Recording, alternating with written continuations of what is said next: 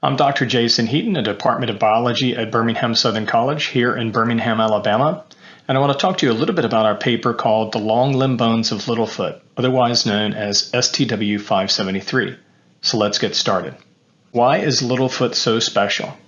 It's because the record of our fossil ancestors and relatives is typified by fragmentary remains, often dominated by teeth and jaws. But in Littlefoot's case, we have a near complete skeleton, and this allows us to make comparisons of skeletal variation that would have been previously difficult, if not impossible. For this paper, we have focused on the long limb bones of Littlefoot, including the arm, the forearm, the thigh, and the leg. As one way to understand how animals move around their landscape, it's important to compare the relative proportion of these long bones. For example, a primate that swings in the trees will have longer limb bones, for example, the upper limbs, the arm and forearm, compared to its lower limb or its thigh and leg. Currently, it is argued that the anatomy of the basal hominin, Ardipithecus, may be more similar to the common ancestor of chimps and humans than modern chimps are today. So let's start our comparison there. As early hominins, like Littlefoot, further adapted to bipedal or two-footed locomotion, limb proportions evolved. This included a modest decrease in the forearm length, and it was associated with minimal increases in the length of the thigh and the leg.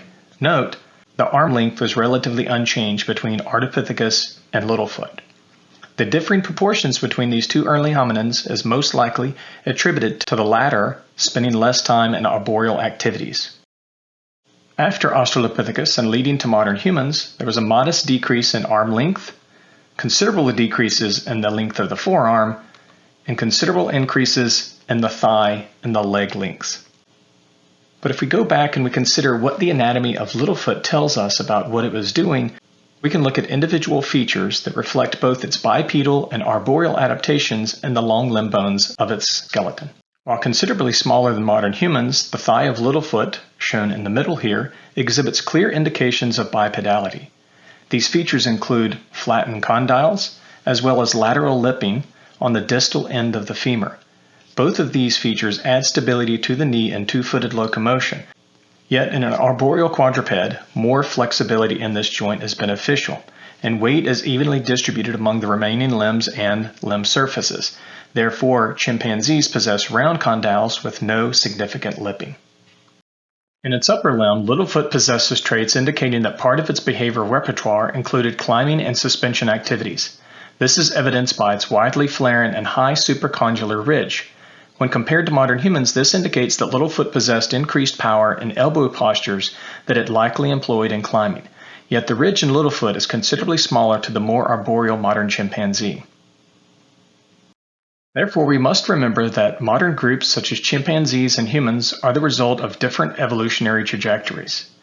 As research over the last few decades have shown, modern apes may not be the best model for our shared ancestor with chimpanzees. Rather, the basal hominin Ardipithecus may be more reflective of our common ancestor's anatomy.